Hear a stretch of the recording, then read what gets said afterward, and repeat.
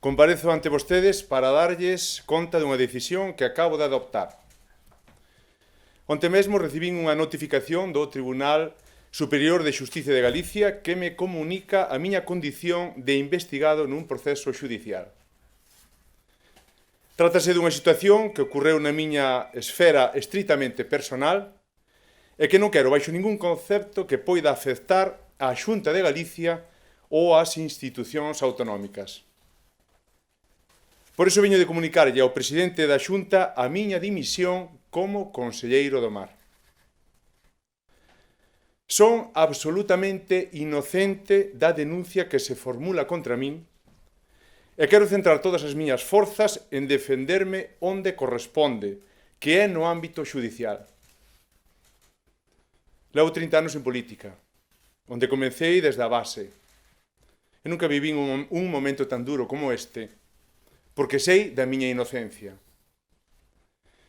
Durante a miña trayectoria aprendín o significado da responsabilidade e da honra. Tamén a importancia de que as circunstancias de vida privada dunha persona determinada non enturbien nin o máis mínimo a confianza da xente nas institucións. Dimitir para defenderme dunha denuncia da que sei que son, e insisto, totalmente inocente, é unha decisión moi difícil, pero estou convencido de que é correcta. Para min non hai outra opción. Dou este paso porque quero comparecer ante a xustiza como calquera outro cidadán.